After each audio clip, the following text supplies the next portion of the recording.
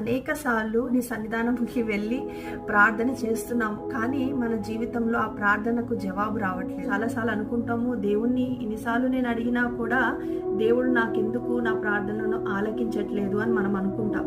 యాకోబు రాసిన పత్రిక 1వ అధ్యాయము 6వ వచనంలో మరి 2 మనసులు ఉండకూడదంట. మనకి సందేహించకుండా విశ్వాసముతో దేవుణ్ణి అడగవలెనని దాంట్లో రాయబడి ఉంటారు. వచనంలో రాయబడి ఉంటుంది ఏంటంటే, మరి దేవుని అడుగువాడు సందేహింపక విశ్వాసముతో అడగవలెనని ఉంటుంది దాంట్లో.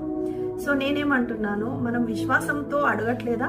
మనము విశ్వాసం ఉంది కాబట్టి మనం దేవుని యుద్ధకు వెళ్ళి ప్రార్థన చేసి అడుగుతున్నాం, దేవా మరి మా ప్రార్థన ఆలకించు అని మనం దేవుణ్ణి మొరపెట్టుకుంటున్నాం. మరి ఎందుకు ప్రార్థనలు నెరవేర్చబడట్లేదు అని అంటే, మనకు 2 మనసులు మనకు ఉన్నాయన్నమాట. ద్విమనసుకులు అయి ఉండి మనము దేవుణ్ణి ఏమన్నా అడుగుతేనంట, ద్విమనసుకులై మనం ఏదన్నా అడిగితే అంట అది మనకు దొరుకుతుందని మనము అనుకోకూడదు అని దేవుని వాక్యము సెలవిస్తుంది. అట్టి మనుషుడు ద్విమనసుకుడై తనకు సమస్త మార్గములు యందు అస్థిరుడు గనుక ప్రభు వలన తనకి ఏదైనా దొరుకునని తలంచుకొన రాదు అని రాయబడింది. అంటే మనకు 2 మనస్సులు కలిగి ఉండి ప్రభు వలన మనకి ఏదైనా దొరుకుతుందని మనము తలంచకూడదంట. మనకు 2 మనసులు ఉండకూడదంట.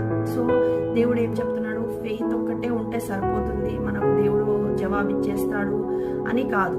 మనకు ఫెయిత్ తో పాటు మనకి ఏం కావాలి, క్లియర్ కాన్షియస్ ఉండాలి.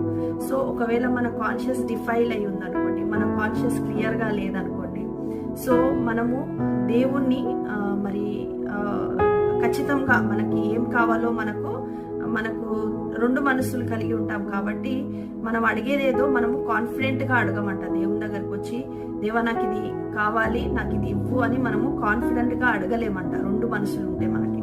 సో మనకి 2 మనసులు ఉండకూడదు.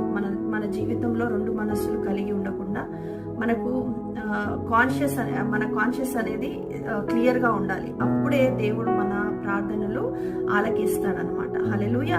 సో మరి ఇంకొక